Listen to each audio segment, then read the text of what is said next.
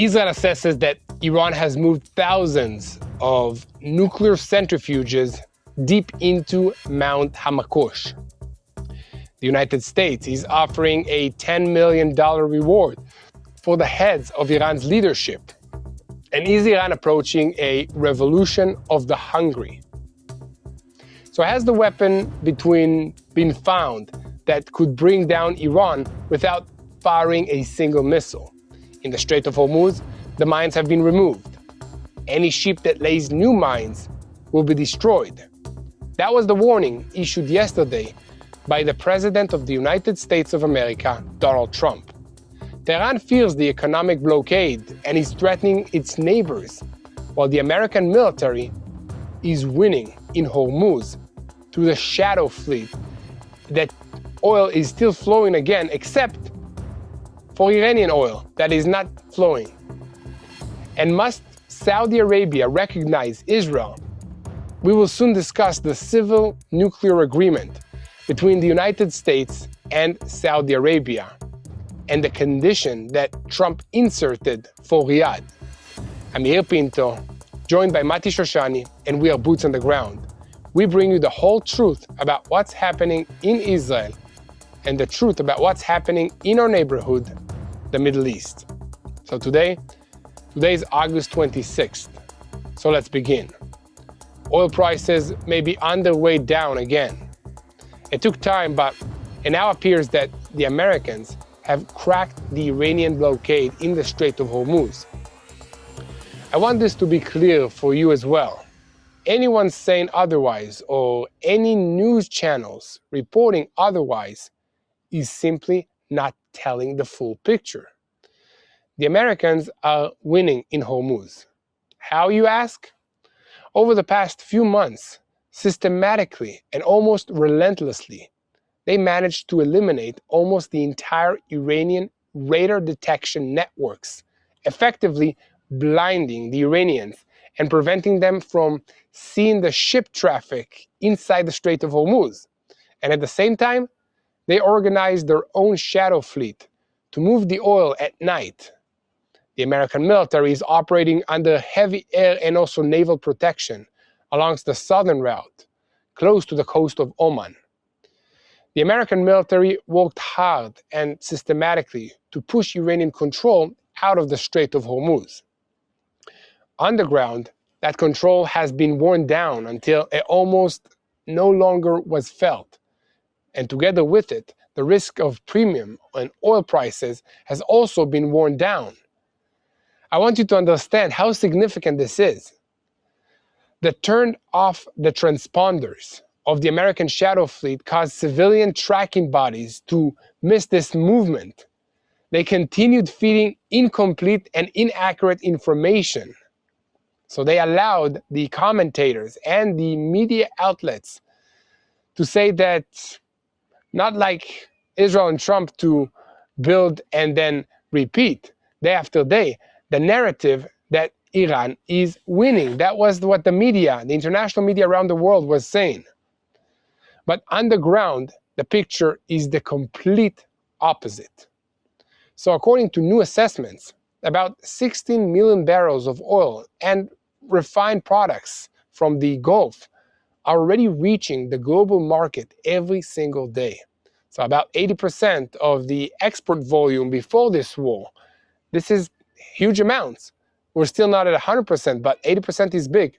So if oil flows continues to recover, and if production continues rising in the United States, Venezuela, Nigeria, and other places, the oil market could shift again from shortage fears to concerns about oversupply.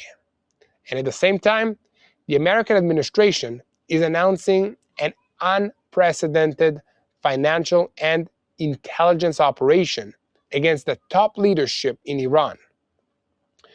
Washington is offering a reward of up to $10 million for information on the senior Revolutionary Guards officials that is led by Supreme Leader Mustafa Khamenei, with the goal of locating them and then crippling the terror that they command.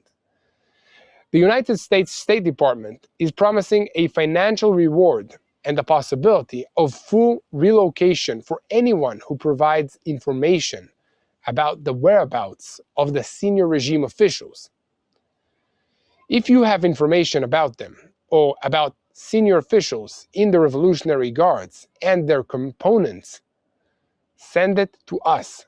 This is according to the official notice, which was attached to the photos of the wanted figures. The unprecedented move presents a dramatic incentive designed to encourage defections and disrupt the chain of command inside Tehran. And behind the scenes, beyond the threats, it appears that the United States has given Tehran one final exit ticket before going all the way against the Revolutionary Guards. But Tehran officially responded today, on Tuesday, to the new Wednesday, to the new American proposal that was delivered through Pakistani mediation and presented a series of rigid conditions for resolving the situation inside the Strait of Hormuz. Iran added more and more unreasonable conditions for opening the Strait of Hormuz. It was led by full American return to the Islamabad Agreement and implementation of its clauses alongside an explicit demand to restrain the American military. While Trump is trying to stabilize the Middle East, Iran is making clear that it will not fold under threats and is demanding an immediate end to the economic war. After the Iranian conditions were clearly transferred to the Pakistani mediator, all eyes are now on Washington's response and on the Shanghai summit that is expected next week in Kyrgyzstan. There, a meeting between the president of Iran and the prime minister of Pakistan may determine whether the region is heading towards a deal that reopens the world's oil artery or towards a renewed explosion. And on the other hand, Iran is threatening its neighbors and warning them not to join the American efforts. The threats that Iran is making against the neighboring countries, they do not only show confidence or an attempt to project power. Behind them is a much deeper fear that the new American sanctions could turn from a campaign against Iran into a broader effort to isolate it economically and cut it off from the channels that allowed it to bypass the sanctions for many, many years. Iran is entering one of the most sensitive stages of its economic crisis in recent years. The Iranian currency, the rial, has reached a historic low against the United States dollar. On the parallel market, the dollar is trading at around 2.02 million reals compared to around 1.53 million reals at the beginning of March. This is according to Iranian media reports.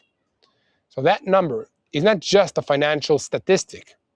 It reflects the dramatic decline in the purchasing power of the Iranian public and the widening gap between the official exchange rate and then the market rate.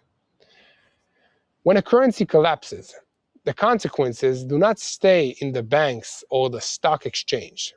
They arrive directly at the grocery stores, the markets, and the kitchens of the Iranian families. And here comes the big question. Can the collapse of the currency and the worsening living conditions ignite a broad protest wave that shakes this regime? The answer is not simple. Iran has already experienced protest waves born out of economic crisis. Rising fuel prices, inflation, unemployment, and currency collapse have brought citizens into the streets in the past. But the Iranian regime has also learned how to deal with such protests. And that is why an economic crisis alone is not enough to bring down this regime. The real danger is not only that Iranians become poorer, the danger is that the public reaches the conclusion that the regime can no longer provide the basic needs of life. At this stage, we can only let time do its work and see what happens. And at the same time, the nuclear agreement between Saudi Arabia and the United States is moving forward. President Donald Trump sent Congress a proposed agreement with Saudi Arabia on civilian nuclear energy, while repeating the message that the deal will take effect only if Riyadh normalizes the relations with Israel. An administration official added that the president's position has not changed. The agreement will move forward only if Saudi Arabia joins the Abraham Accords. In other words, Trump is giving Saudi Arabia a clear condition: civilian nuclear energy, only with normalization with Israel. And from there, let's move to Lebanon, because has the Lebanese government folded from its position? What do you think about that? Although he was declared a persona non grata, Iran's ambassador to Lebanon will remain in the country as a resident. A Lebanese source said that Prime Minister Joseph Aoun, and President Salam surrendered to Iranian pressure. This is an ominous sign. So there's a lot ahead of us. Let's dive into the details. I'm Yair Pinto, and I'm joined by Mati Shoshani, and we are boots on the ground. We bring you the whole truth about what's happening in Israel and about what's happening in this war against the Revolutionary Guards in Iran, which is the head of the crumbling axis of evil in the Middle East. But before we begin, I want to call on you to keep spreading the truth. How you do that? You hit the subscribe button on TBN Israel, on our YouTube channel. You share this video with friends. You leave comments. Hit the like button. That's how this world works. We need your help to reach more people. And please, look for me, Yair Pinto, on our social media accounts to get our first-hand perspective on what it's like to live in Israel under this war. So, if you love TBN Israel and want to be part of what God is doing in this land, we have something very special for you. I want to call on you to visit our official online store at shop.tbnisrael.com. That's shop.tbnisrael.com, and there you will find high-quality TBN Israel merchandise, items that help you stay connected, share the message, and support our mission of bringing truth, hope, and faith straight from Israel to all the nations of the world. So this is one of the shirts that we have on our store.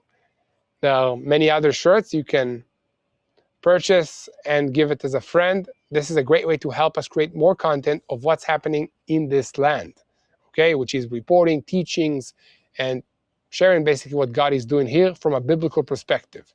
So whether you're looking for something meaningful, a gift, or just something to wear that represents your faith, this is a great way to invest in our work and share the truth. So go to shop.tbnisrael.com. Again, that's shop.tbnisrael.com. Be part of the mission and share the truth. Before we answer whether economic pressure can eventually threaten the regime, look, roughly 300 to 460 feet beneath solid rock near Natanz, that is where one of the most important unresolved military questions in Iran is buried. Israeli intelligence assesses that Tehran transferred thousands of uranium enrichment centrifuges into the tunnel complex beneath the Pickaxe Mountain last fall. The transfer reportedly happened after the June 2025 war exposed how vulnerable Iran's known nuclear infrastructure had become to the American and the Israeli air power. And there's another concern. Israel also assesses that at least part of Iran's stockpile of uranium, enriched to 60%, may have been moved into the same underground area. And that assessment has not been independently confirmed so far. The presence of centrifuges inside the mountain does not automatically mean that Iran is enriching uranium there today. But militarily, that distinction does not make the site unimportant.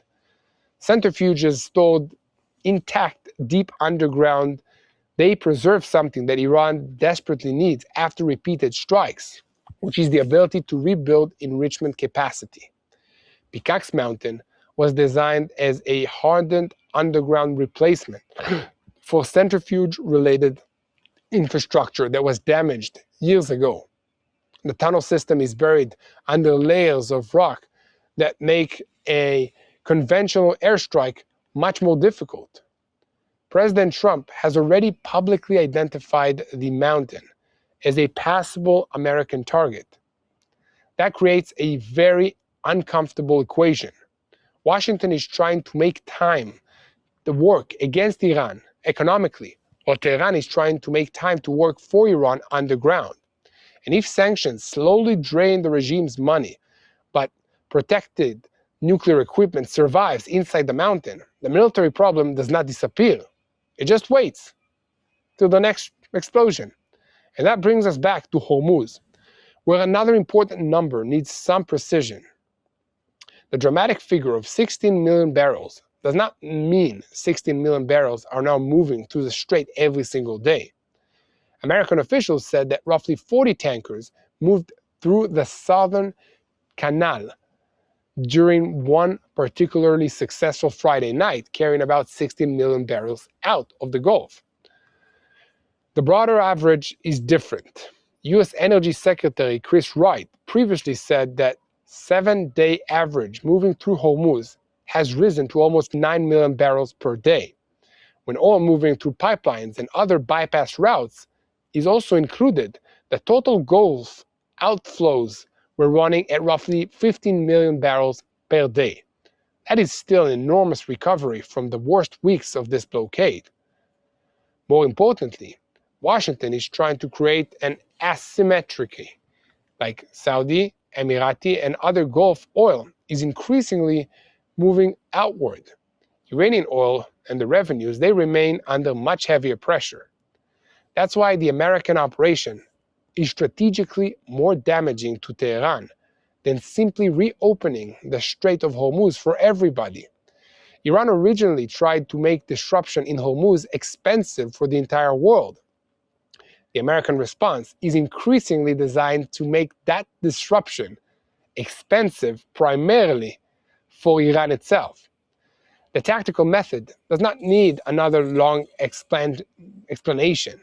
The important new fact is that the tankers are moving at night, often with civilian tracking reduced, while American naval and air assets protect the southern route.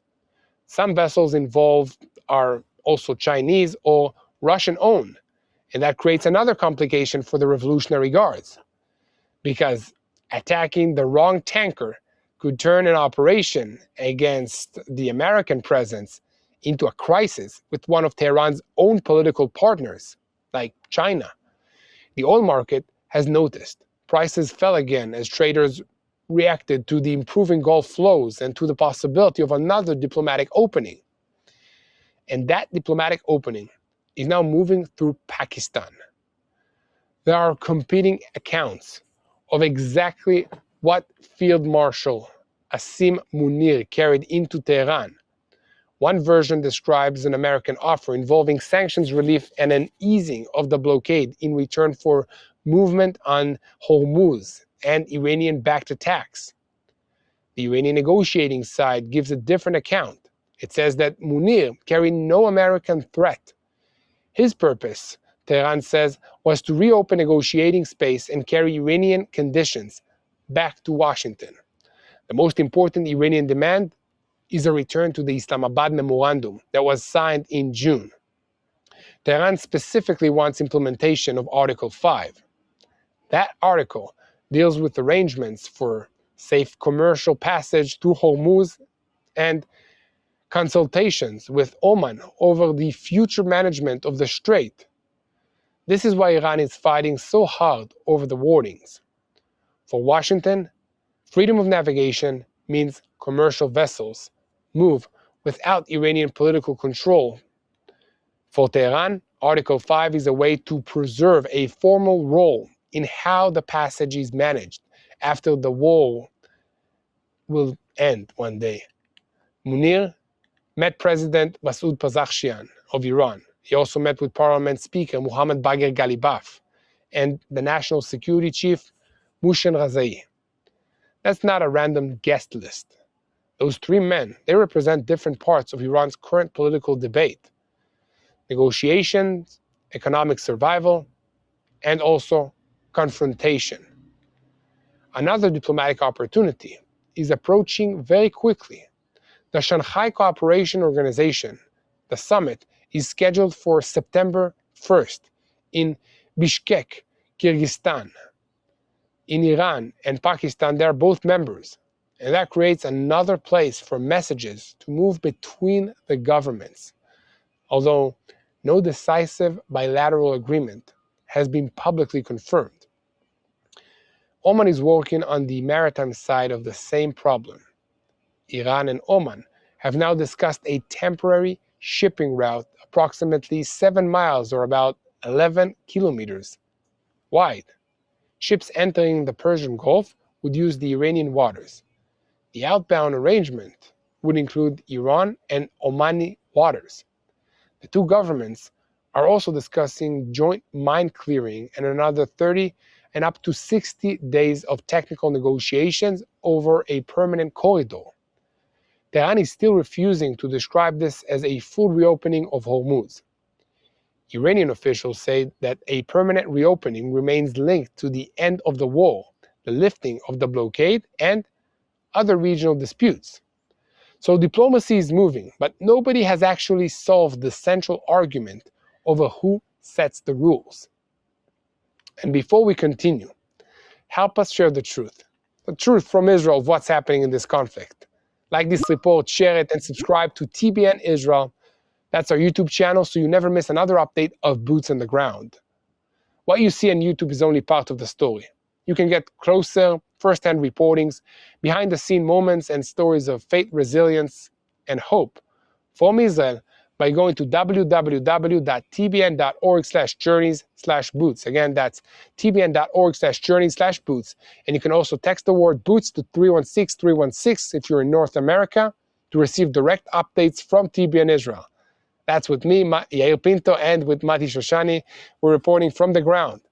Also, look us up on our social media accounts, Yair Pinto and Mati Shoshani. You can see it here on the screen below me. And that's a great way to see what is going on in Israel. Now, look at what's happening away from the water. The most important test of Operation Economic Outcast may not be another Iranian company placed on a sanctions list. Treasury Secretary Scott Bessent says that a major financial institution is expected to be sanctioned before the end of this week. This is because of business connected to Iran. He has not named that institution. That matters because sanctioning a front company is one thing, cutting a significant bank away from the dollar system, and that can affect trade, finance, shipping, other payments, insurance, and the settlement of oil sales. One Iranian escape route has already suffered a serious blow. The United Arab Emirates has suspended all trade, commercial exchanges, and financial transactions with Iran until further notice. For years, Dubai was valuable to Iranian businesses because companies, money, and goods could move through a sophisticated commercial hub sitting directly across the Gulf. So closing that door does not isolate Iran completely, but it moves one of the most useful regional platforms that Tehran had for operating around the restrictions. China is the much harder test. Beijing remains Iran's dominant oil consumer, and Washington has so far avoided sanctions and sanctioning the large Chinese financial institutions. That restraint tells us where the real danger is. A confrontation with a small intermediary is an enforcement action. A confrontation with a major Chinese bank could become a confrontation between the world's two largest economies. Bessent is trying to give companies and governments time to leave the Iranian businesses before escalating the enforcement. Whether they actually leave will determine if this campaign becomes economic strangulation or simply another sanctions regime that Iran learns how to bypass and work around. Turkey remains exposed as well because of energy dependencies. This is across the borders and the trade and the history of gold-based sanctions evasion. Some economists believe that if the United States can enforce the system broadly across banking, oil, shippings, and aviation, Iran could face a much more severe crisis within 6 to 9 months. That should be treated as a scenario, not a countdown clock. Sanctions do not collapse governments on a timetable. Iran has spent decades building front companies, informal payment networks, and alternative trade routes. Digital assets may become another escape route, but cryptocurrency is not invisible cash. Transactions on public blockchains leave records, and Washington has specifically included digital assets amongst the sectors that targeted in this new campaign. The immediate social picture inside Iran is therefore more complicated than the phrase hunger revolution. Gasoline lines in Tehran are growing. Some people are waiting for hours. The rial has collapsed. Food inflation has become brutal. The government is debating how long it can maintain extremely expensive fuel subsidies. Yet, there is still no nationwide uprising. Economic pain can create anger, but it can also exhaust a population. A person spending hours looking for affordable food, fuel, and medicine has less time and energy to organize against a security system that is prepared to use the force. That's why the American intelligence campaign against the leadership, it matters, alongside the economic campaign, both of them together. Rewards for Justice is offering up to $10 million for information on key Revolutionary Guards leaders and members of Iran's senior command structure.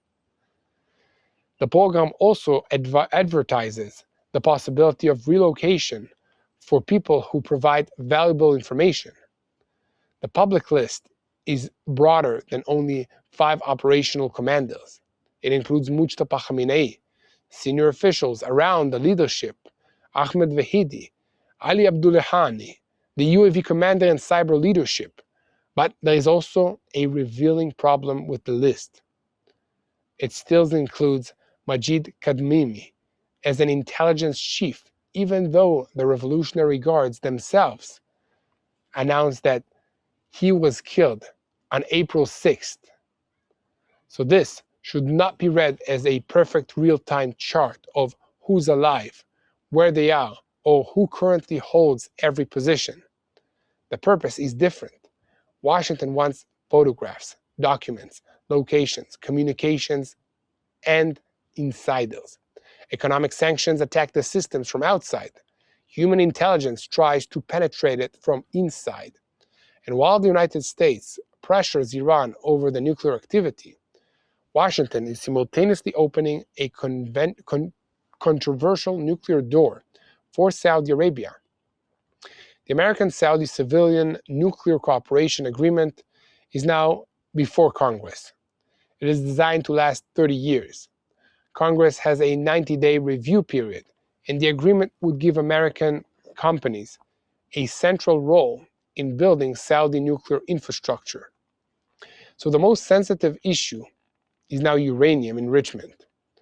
Under the reported framework, Washington and Riyadh would first study for roughly 2 years whether enrichment inside Saudi Arabia is commercially necessary and feasible.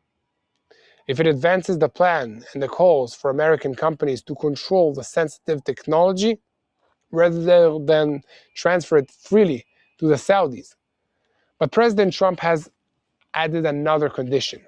He says that the agreement will not move forward unless Saudi Arabia normalizes its relations with Israel and joins the Abraham Accords. Riyadh still insists that recognition of Israel requires meaningful progress towards a Palestinian statehood, so a nuclear agreement has now become leverage in a diplomatic negotiation involving Washington. Riyadh and Jerusalem, this is the agreement that Washington demands. Iranian leaders can now point to a regional rival potentially receiving an American support, a path towards domestic enrichment while Iran remains under the military and the economic pressure over its own nuclear program. That does not make the two nuclear programs equivalent. It does make the political argument much more difficult. Iran is therefore under pressure from almost every direction at once. Its oil revenues, financial channels, maritime leverage, leadership, security, and nuclear infrastructure are all being tested. So if Tehran concludes that sanctions are closing faster than diplomacy, it will accept the deal or decide that one major military escalation is its last remaining source of leverage. What do you think will happen? I'm curious. Let me know in the comments. And help us spread the truth. You can hit the subscribe button, share this report, let me know where you're watching from, why it's important to fight terrorists. It's a big question. Keep praying for the situation. Pray for the men and women that are fighting in this region, for the innocent lives in all of the Middle East. Pray for the children, and keep praying for the peace of Jerusalem. Hello, this is Mati here in Jerusalem with TBN Israel. This is Yair Pinto from TBN Israel here in Jerusalem. TBN Israel is keeping viewers informed with Israel-focused news, culture, and what God is doing in this land. Support TBN Israel today online at tbn.org/Israel. Thank you.